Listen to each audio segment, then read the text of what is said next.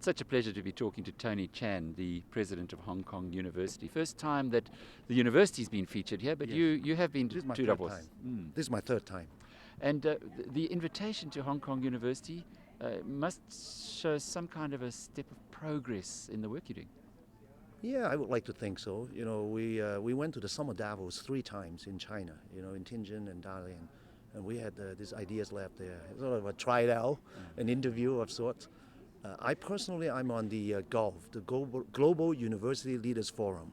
So that's how I've been coming for the last 3 years, including this time. But for the university, it's a great thing. We have a small delegation with 4 professors. They gave talks on blending the virtual world with the physical world. I think that was a great experience for everybody. Another great experience, you were one of the lucky ones who managed to get into the conversation with Jack Ma. Yeah, I just came from there. You know, I know Jack personally. He was our university's first commencement speaker 2 years ago. And but his life story is just inspirational. You know, he said he was rejected 30 times, and when he was young, you know, trying to go to college. Even when he started Alibaba, he tried to get money from the bank and was rejected. But he said he loved Forrest Gump. Just keep trying, believe in yourself, and he is where he is today. Great story. Forrest Gump is an inspiration to people we would never have thought of. But how do the young people at your university look at a person like Jack Ma? You know, I would like Jack Ma to be an inspiration to our students. That's why I invited him to be the first commencement speaker. Not because of the money he makes, but of the personal story, but also the way his business has changed the lives of many, many people. You know, he was talking about bringing customers that don't know each other. They don't trust each other.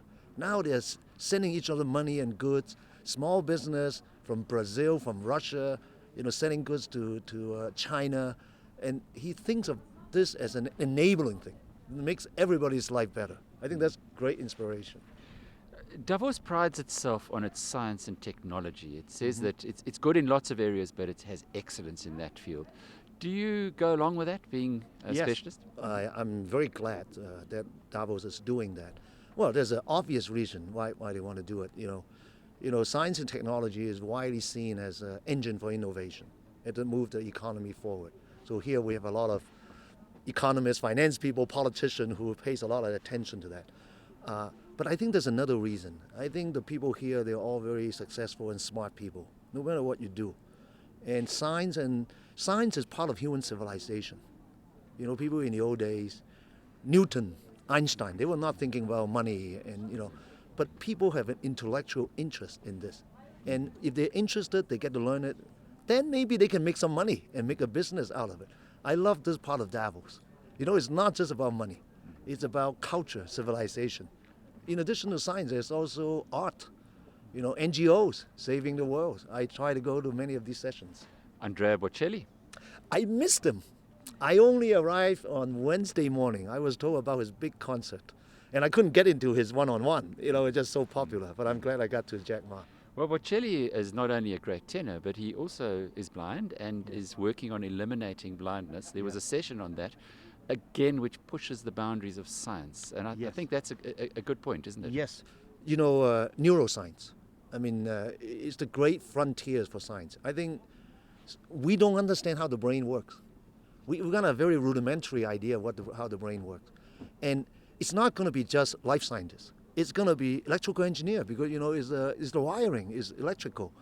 It's linguists to understand how we think about languages. So you here in Davos, they can all come together. But of course, the hard work is in the labs. Okay, yeah. From a broader perspective, are you finding that there's still the focus on the rich north, European countries, America, and perhaps not as much focus on developing countries? Or No, I think it's changing. I mean, you look at the people here. A lot of people from Africa, from Asia, from East Asia, China, a big contingent. If you look at the topics, they also, I think probably 20% of the topics of the talks and sessions are on the developing world.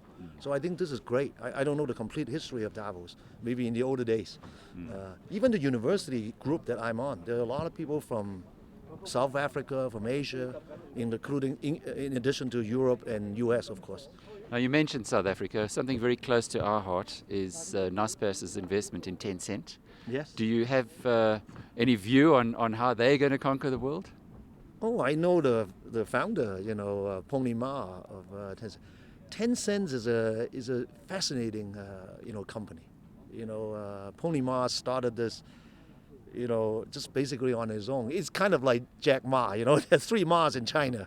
And, people sometimes think of the Alibaba, the Tencent, as a copy of, Google and eBay.